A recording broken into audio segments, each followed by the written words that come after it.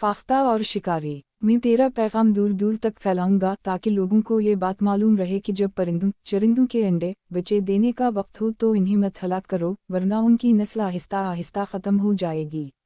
एक शिकारी जंगल में दिन भर शिकार की तलाश में मारा मारा फिरता रहा, मगर उसे कोई शिकार नहीं मिला। मायूस होकर एक दरख्त के नीचे बैठ गया ताकि थकावट दूर कर सके। अचानक एक फाख्ता इसके सामने वाले दरख्त पर आकर बैठ गई है। फाख्ता को देखकर शिकारी खुश हो गया कि शिकार तो मेरे पास खुद आ गया है। मेरे खालिक व मालिक ने मेरी बेबसी देखकर मेरे लिए शिकार भेज दिया। शिकारी ने अपनी गलील में पत्थर का छोटा सा टुकड़ा रखा और फाख्ता को निशाना बनाया। फाख्ता पत्थर लगने से शदीद जख्मी हो गई, फड़फड़ाती हुई ज़मीन पर आ गिरी।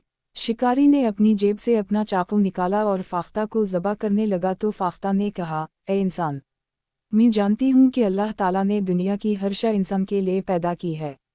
दुनिया उसके लिए मसखर कर दी गई है, लेकिन जुल्म व सितम करने, अपनी हद से तजावुज़ करने और फजूल खर्ची करने से मना भी किया गया है।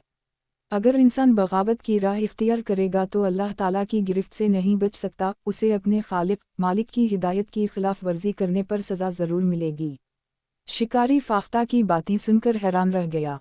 फाख्ता ने फिर कहा, मेरे 4 बच्चे हैं जो चंद दिनों के हैं। अभी कल ही की बात है कि मेरी पड़ोसन फाख्ता को एक शिकारी ने शिकार कर लिया और मैं अकेली रह गई हूँ। अब इन बच्चों को खुराक और पानी देना मेरा फ़र्ज़ है। अगर तुमने मुझे ज़बह कर लिया तो मेरे ये बच्चे भूख और प्यास से मर जाएंगे। इन्हें कौन खिलाए पिलाएगा?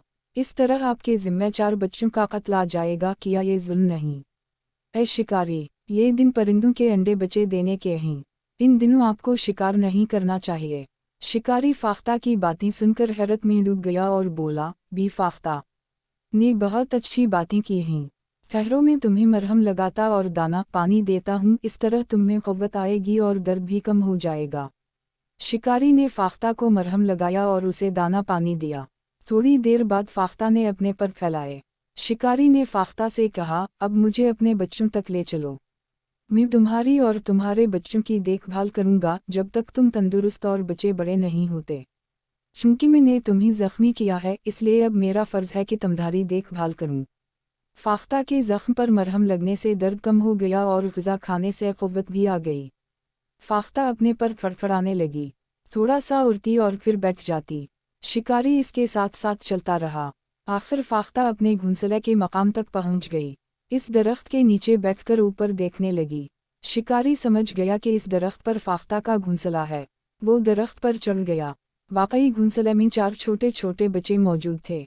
इसने घोंसले समेत फाख्ता के बच्चों को उठाया और नीचे उतर आया। इसने फाख्ता के सामने दाना दुनका रखा। फाख्ता अपने बच्चों को खिलाने लगी। जब उनके पेट भर गए तो खुशी से बोलने लगे। शिकारी इन बच्चों को अपने घर ले आया। उनकी देखभाल करता रहा, हत्ता कि फाख्ता मुकम्मल सेहतमंद और बच्चे बड़े हो गए और उड़ने लगे। शिकारी ने ये देखकर फाख्ता से कहा, तुमने मुझे जुल्म करने से बचाया, तुम्हारा शुक्रिया। अब तुम और तुम्हारे बच्चे जहाँ चाहें जा सकते हैं। ऐ फाख्ता, मैं तेरा पैगाम दूर दूर तक फैलाऊंगा ताकि लोगों को ये बात मालूम रहे कि जब चरिंदों के अंडे बच्चे देने का वक्त हो तो इन्हें मत हलाक करो, वरना उनकी नस्ल आहिस्ता आहिस्ता ख़त्म हो जाएगी।